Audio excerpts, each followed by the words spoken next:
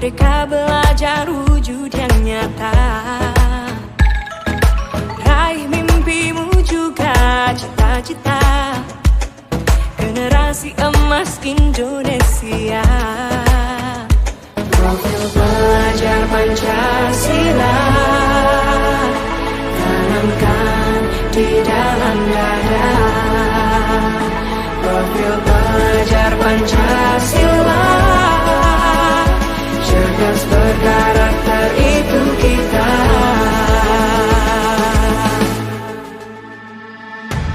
Beriman dan bertakwa pada Tuhan yang Maha Esa. Berakhlak. Assalamualaikum warahmatullahi wabarakatuh.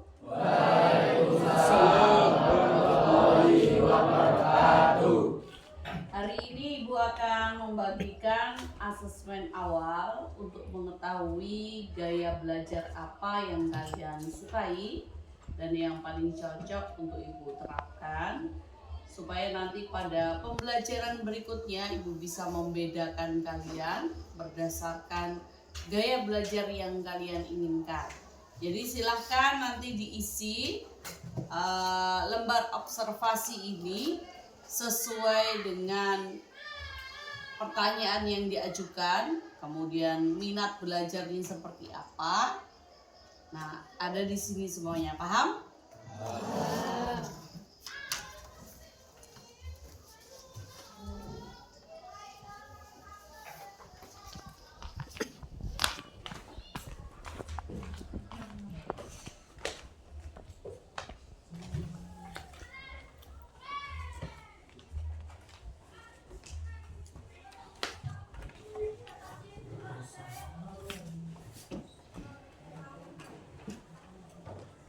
Dapat langsung isi ya.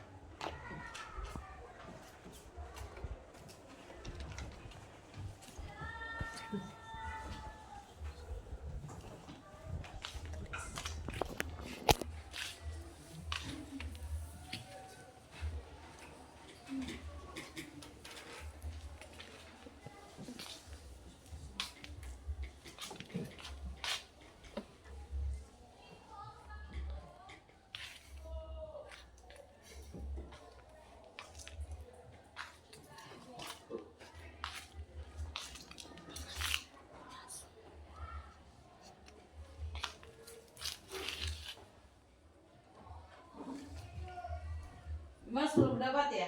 Iya, Bu.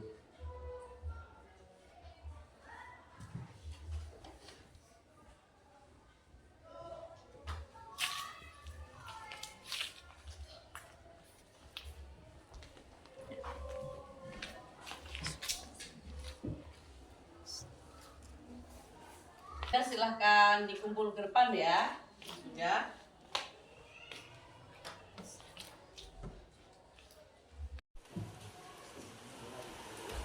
Baik, kita bertemu lagi pagi ini. Sebelum kita belajar, kita berdoa dulu ya. Ya, Bu. Radit, tolong mimpin doanya, Mas. Ya, Kak. Berdoa dimulai.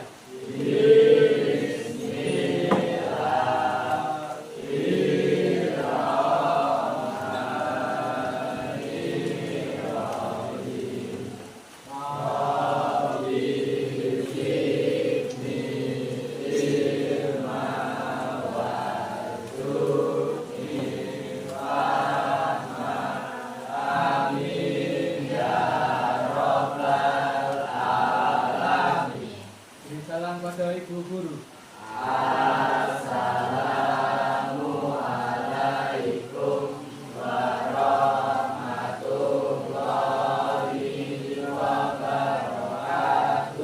Waalaikumsalam warahmatullahi wabarakatuh. Setelah berdoa, seperti biasa kita menyanyikan lagu Indonesia Raya dulu. Siska, tolong Ibu pimpin lagu Indonesia Raya. Yang lain berdiri ya, kita nyanyi ya.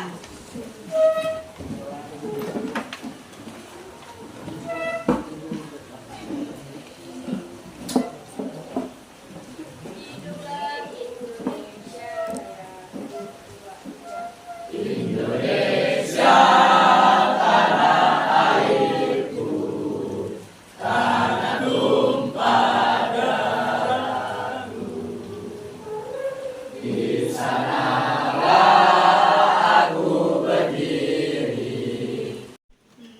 hari ini ada yang tidak berangkat?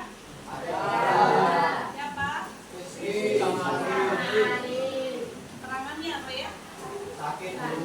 Yang sakit siapa? Dua-duanya. Aidin sakit, Rizky juga sakit. Kita doakan teman kita supaya cepat sehat ya. Bagaimana kabar kalian begini? Rasanya? Sehat? Senang? Ada yang ngantuk? Kenapa ngantuk? Hah? Cuacanya hujan ya, bikin kita ngantuk. Tapi sesuai dengan kesepakatan kelas yang sudah kita buat, sudah kita yakini bahwa selama kita belajar harus tetap semangat ya. Oke. Siapa yang ingat pelajaran pada pertemuan sebelumnya, sebelum hari ini? Saya Bu, Apa Dimas? pidato Bu. Oh iya, kita mau belajar pidato. Hari ini kita akan masuk ke materi cerpen, teks cerpen. Perhatikan ke depan.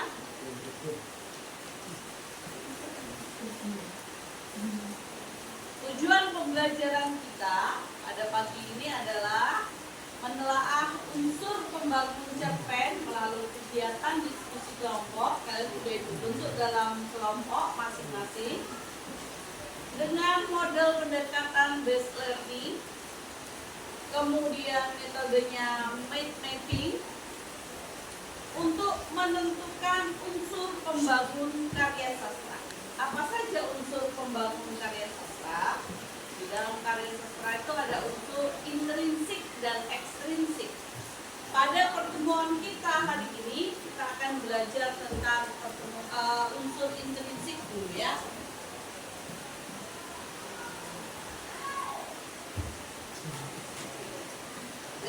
Unsur intrinsik cerpen. Yang pertama adalah tema. Tema itu ide yang mendasari sebuah cerita, yang menjadi awal tolak pangkal seseorang menulis cerita itu adalah tema. Jadi misalnya kalian disuruh menulis, silakan tulis sebuah cerpen. Temanya apa Bu? Bebas. Maka yang di kepala kalian adalah saya mau mengangkat cerita apa ya? Pasti itu, bukan langsung menulis. Maka itu yang disebut tema. Ide pokok awal ketika pengarang mau menulis. Itu tema. Yang kedua, alur. Ada 5 tahapan alur di dalam menulis cerpen. Yang pertama, kalau menulis cerpen itu ada orientasi, pengenalan. Boleh dimulai dari tokoh, boleh dimulai dari latar cerita, boleh dimulai dari suasananya yang membangun cerita itu. Itulah pengenalan awal atau orientasi. Yang kedua, munculnya masalah. Namanya cerpen, ada konflik, maka harus jangan langsung tahu-tahu ada masalah begitu, tapi pembaca itu digiring. Masalah yang mau kamu tampilkan apa? Dimunculkan dulu sedikit-sedikit. Yang ketiga, puncak masalah atau klimaks. Disinilah konfliknya mulai memuncak. Pasti terjadi pada tokoh utama. Kemudian yang keempat, penurunan atau peleraian. Masalah itu mulai mendapatkan solusi. Dan yang terakhir baru penutup atau penyelesaian dari masalah yang kita angkat tadi dalam cerita itu. Penyelesaiannya bagaimana, apakah happy ending, sad ending, itu tergantung kepada pengarangnya. Ini untuk alur. Yang ketiga, latar. Latar dibagi 3. Latar tempat, dengan di mana cerita itu terjadi, waktu berhubungan dengan kapan cerita itu terjadi, dan suasana adalah bagaimana cerita itu terjadi. Suasananya menyedihkan, menyenangkan, menakutkan, mengecewakan, itu suasana. Oke? Kemudian yang keempat, penokohan. Di dalam teks cerpen ada 3 tokoh. Pertama, protagonis, tokoh yang berwatak baik. Kedua, antagonis, tokoh yang berwatak jahat. Ketiga, klitagonis, tokoh bulat atau tokoh pendukung. Kalau kalian sering nonton film, sinetron, drama, pasti 3 tokoh ini ada kan? Ya, begitu juga di dalam cerpen 3 tokoh ini pasti ada. Yang kelima, sudut pandang. Sudut pandang juga dibagi 3. Kalau pengarang terlibat langsung sebagai tokoh utama, maka disebut sudut pandang orang pertama pelaku utama. Kalau pengarang terlibat di dalam cerita tetapi bukan tokoh utama, dia menceritakan tokoh lain, maka disebut sudut pandang orang pertama pelaku sampingan. Yang ketiga, sudut pandang orang ketiga serba tahu.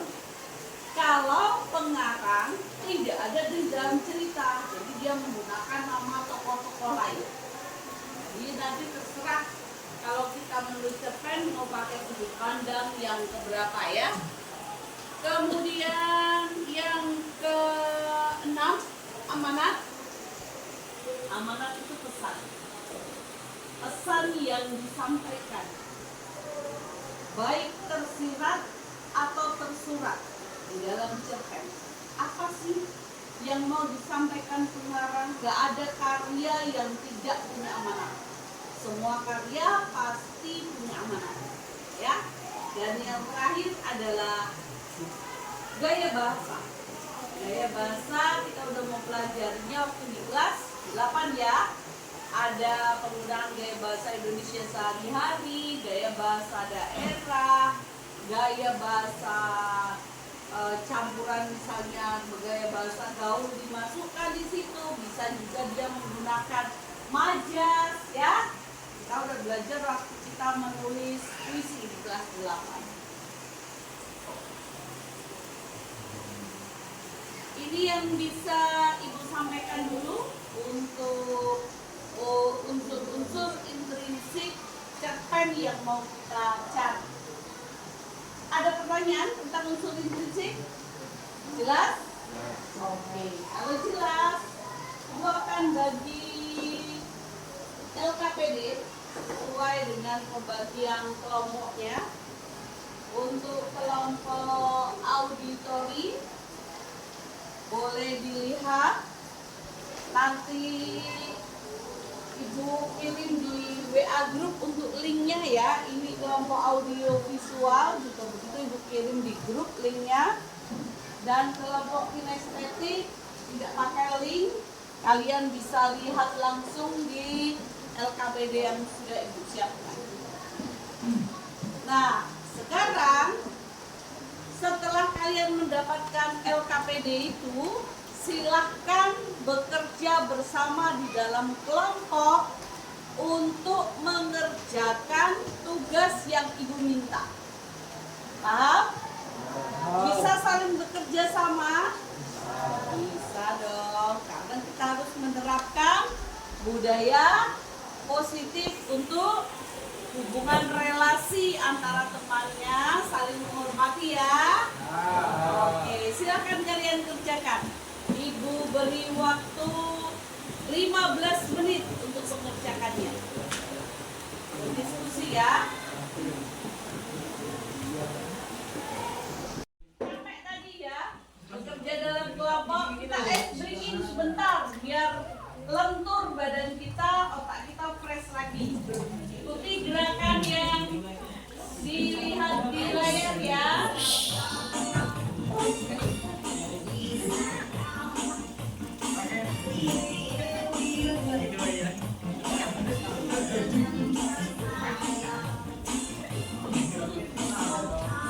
Baik,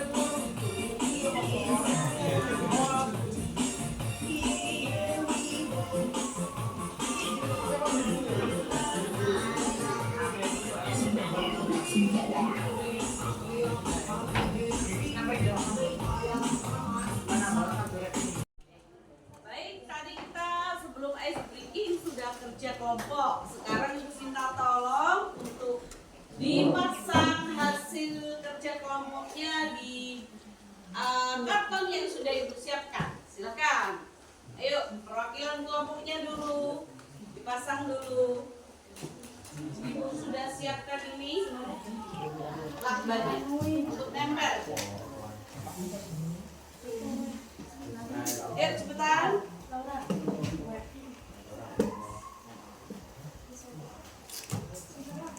Ya Laura, tempelkan.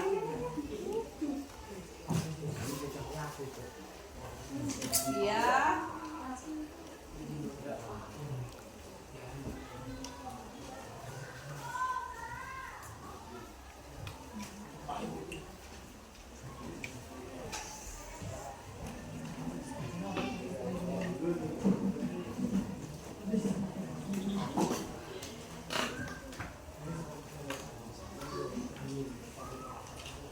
Oke, terima kasih yang anak hebat Ibu. Sekarang waktunya kalian menilai hasil kerja temanmu.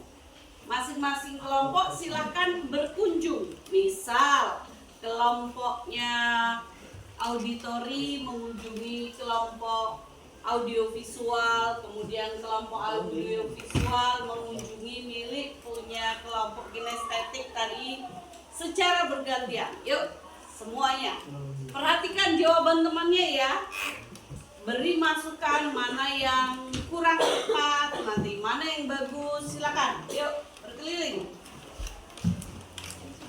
Jangan umpel-umpelan tapi ya, beda-beda yang dikunjungi. Jangan punyamu kamu lihat sendiri, kamu lihat punya teman.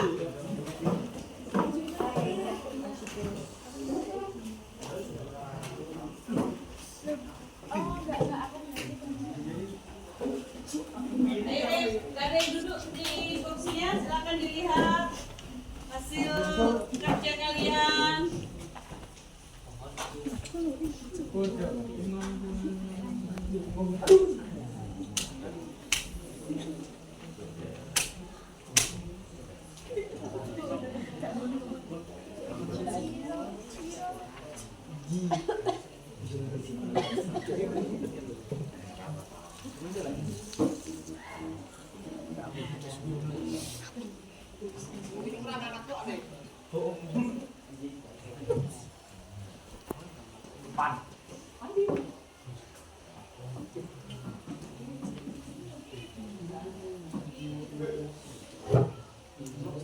Sudah, ganti kunjungannya, pindah kalau sudah.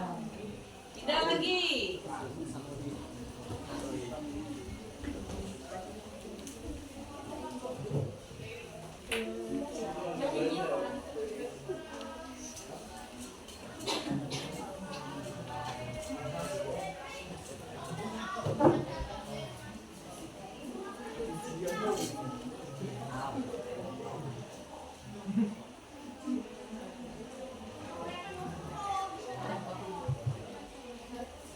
Baik, dari hasil kunjungan kelompok yang kalian lakukan tadi, Ibu mau minta tanggapan dari masing-masing kelompok bagaimana kerja teman kalian.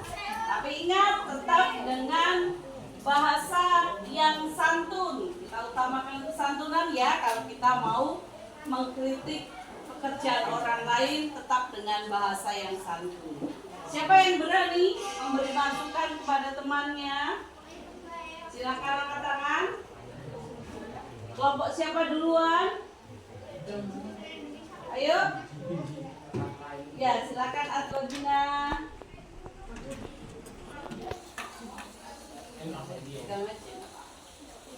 Oh.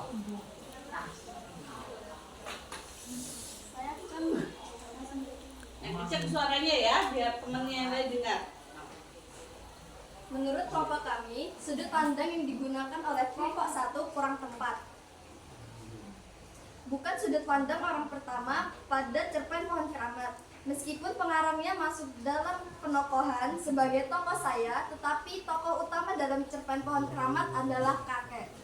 Sehingga sudut pandang tepat adalah sudut pandang orang pertama pelaku sampingan. Oke, terima kasih untuk kelompoknya Atuha Gina. Bagaimana menurut yang lain? Betulkah sudut pandang di cerpen Keramat itu adalah sudut pandang orang pertama pelaku sampingan? Oke. Kelompok penyaji berarti bisa menerima masukan ya. Terima kasih, beri aplaus untuk selanjutnya. Siapa lagi yang berani ngasih masukan terhadap temennya? Oke, silakan Laura. Menurut kelompok kami, tema yang dibuat kelompok Atuha bukan tepat, karena tema yang mereka pilih yaitu mengenai modernisasi keadaan penduduk.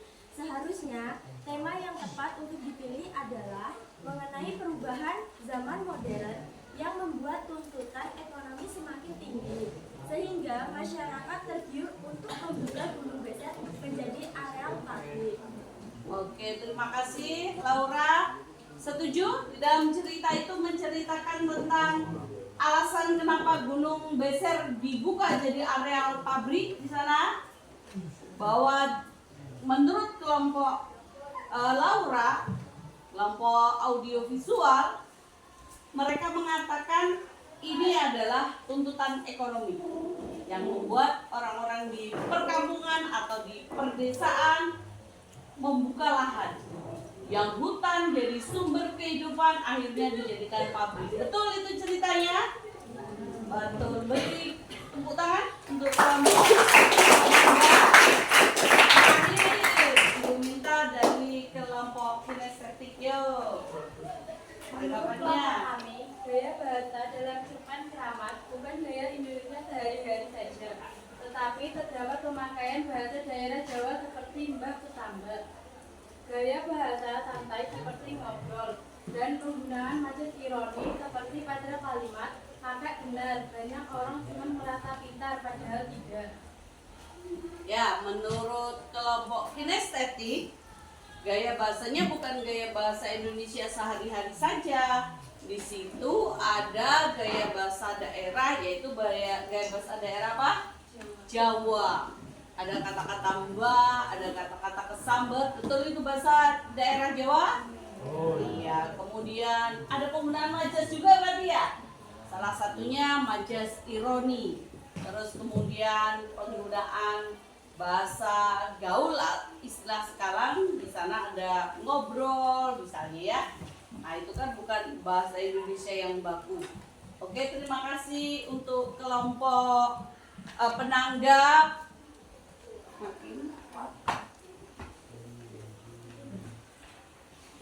Sudah selesai kegiatan pembelajaran kita hari ini. Siapa yang berani menyampaikan refleksi dari pembelajaran hari ini? Yuk, ada yang berani merefleksikan pembelajaran hari ini apa saja? Gak ada yang berani? Silakan Yeti. Dekat Yeti. Yang kecil suaranya. Unsur inspirasi cerpen ada 7, yaitu tema, alur, tokoh, latar, dan juga amanat serta gaya bahasa yang digunakan. Satu lagi, keenam, sudut pandang pintar. Betul ya? Unsur intrinsik yang kita pelajari hari ini ada 7. Ada apa saja? Tema 2, alur 3, latar 4, penokohan 5, sudut pandang 6, amanat terakhir. Terima kasih. Tepuk tangan untuk kelas 9A. Pintar.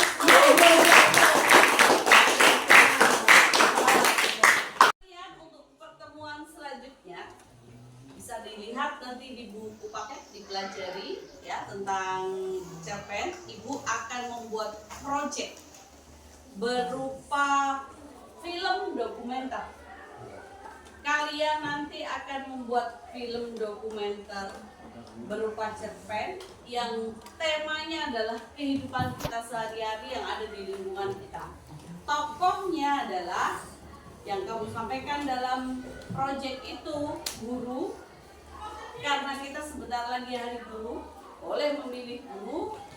Sebentar lagi juga kita hari ibu, tanggal berapa hari ibu? 22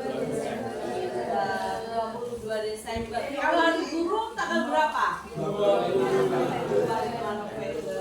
Nah, jadi ibu, dan kemarin kita baru saja merayakan hari ayah atau hari bapak ya. Jadi 3 tokoh ini yang akan kita bahas di film dokumenter nanti. Ada 3 kelompok, ibu akan minta nanti 3 proyek.